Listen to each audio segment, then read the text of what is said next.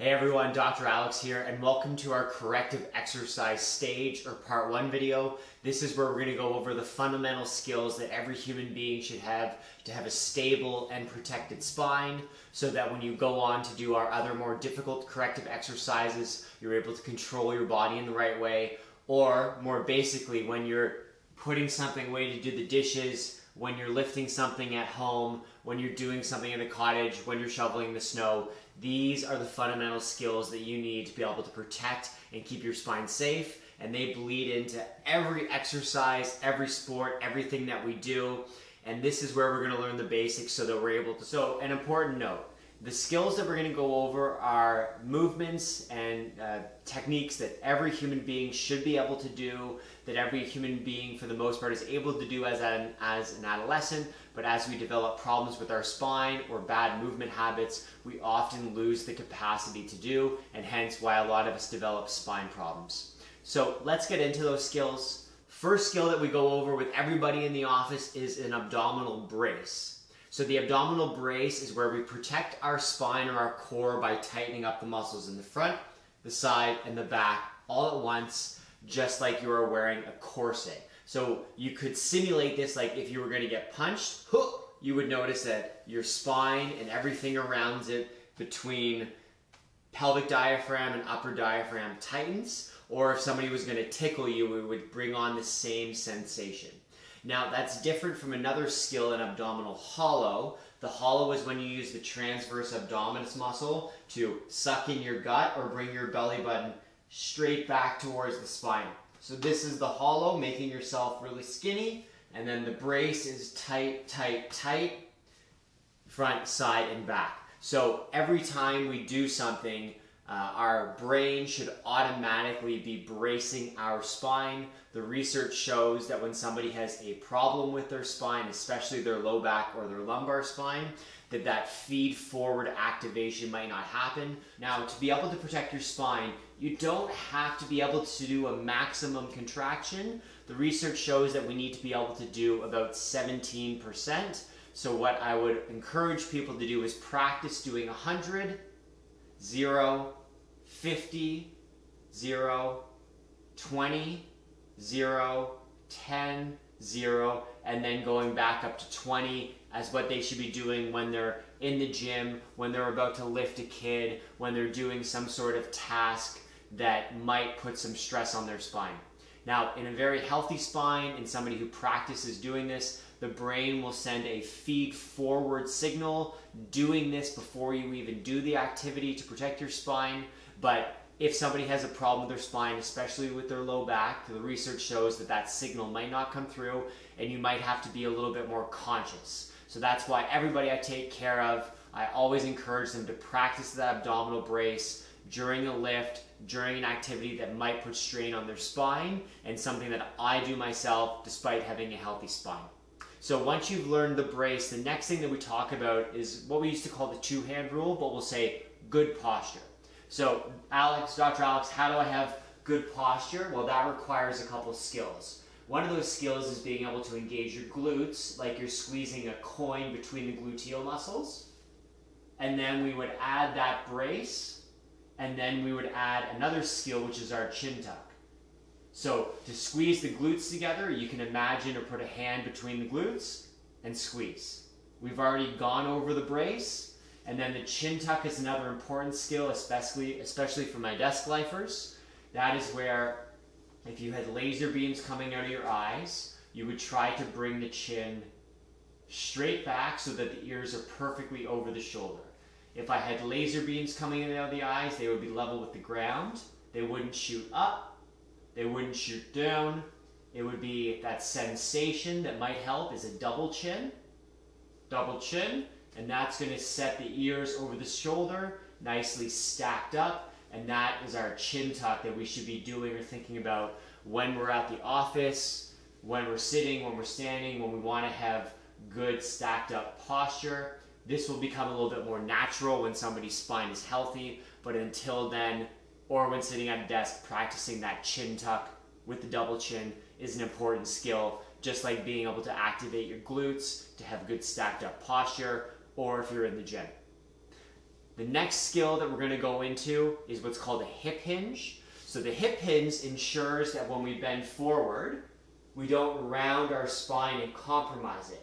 The hip hinge is when we brace our core, tuck our chin, and stick our butt back as far as it will go. So if I was bending to pick something up, I stick my butt back out, and then if I have to go any lower, it would be a knee bend or a knee bend. Now, if you are bracing your core and it's really light, I suppose you could do this, but if there's any weight behind it, then I would recommend not.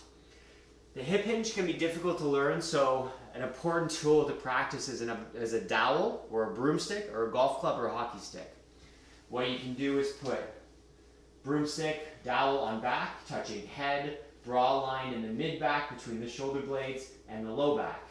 And what we want to practice is making sure when we bend forward, we don't lose those 3 points of contact, that we imagine sticking our butt back as far as we can while keeping those points of contact. If I lose a point of contact, or lose a point of contact, or lose a point of contact, I've lost that brace or that good posture stacked up through the spine.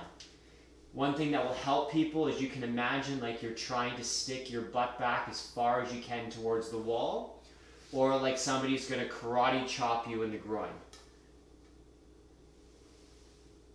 At this point, if I was doing a deadlift in the gym, I'd want to bend, but this is a really important movement pattern to groove because it comes into play all the time. Like if we're picking a kid out of the crib, if we're putting something into the dishwasher, or if you're even putting on your shoes, that hip hinge is really important.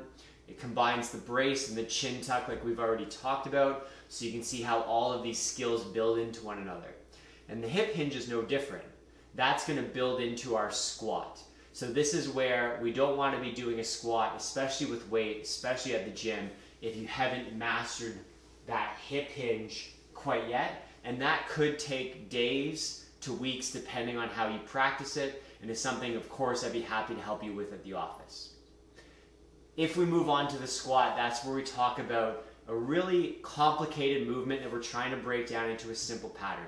We could spend an hour talking about the squat in a video, but we're going to go through it a little bit quicker here, and I would be happy to go over it with you in the office. What you can think about of a squat basically is a hip hinge that bleeds into sitting your butt back as far as you can.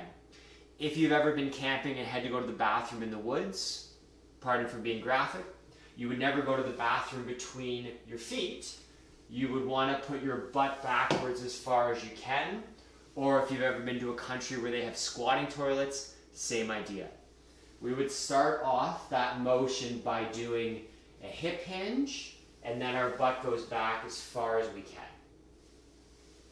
Hip hinge, butt goes back as far as we can. If you're having trouble getting that feeling, one thing you can do is what's called a box squat. The box squat is basically where we're going to get a chair, a bench, a couch, and you're going to work on falling backwards. A little more slow and controlled as you go, and this will help to simulate or exaggerate that feeling of your butt going backwards so that you're not using a knee strategy, putting your weight over your knees where the knees are coming forward over the feet. We want to be loading up the bigger, stronger glutes by bringing the butt backwards.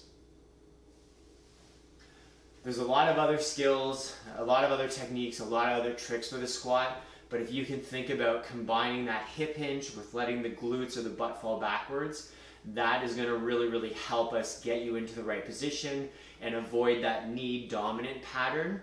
The big key with that squat, and the hip hinge for that matter, is making sure that we're taking weight off of the spine and off of the low back. You can imagine those muscles here much smaller, much less strong than the bigger, stronger glutes. The last skill that we're going to go over is probably the most difficult to teach via video, and that is belly or diaphragmatic breathing.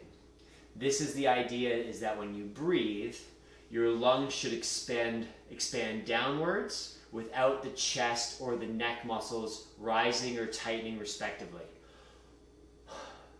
I would usually show this skill lying down or have people teach being taught lying down, but I'm going to do it standing up. So when I teach somebody belly breathing, we have them put a hand on their chest with their fingers also touching their neck, so that if they breathe with their scalenes or their chest, they're going to feel it rise and tighten respectively underneath their hand. For people who are chronic neck pain sufferers, especially during times of stress, this is often a huge factor in their cases. So what we're going to focus on first is being able to push out on the front, the side, and the back when breathing in. Kind of like you're giving yourself a big gut, and then out by breathing, and then breathing out by tightening those abdominals. If you're noticing you're able to do this but also having this rise, that's okay. We want to add before we take away. Focus first on being able to breathe in by expanding the belly.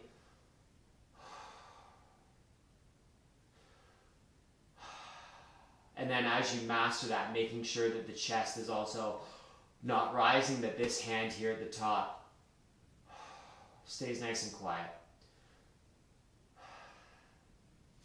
So, in that short video, in a somewhat rushed fashion, we've gone over the fundamental skills that every human being should have to be able to protect and have a stable spine and make sure that they are set up for success in the real world or as we move on to our other corrective exercises.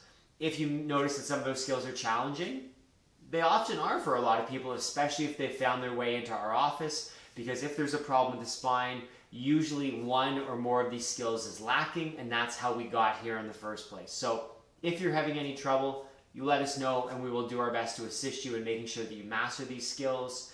If you have any questions, comments, please feel free to leave them in the comment section below, and I will see you guys soon. Best of luck.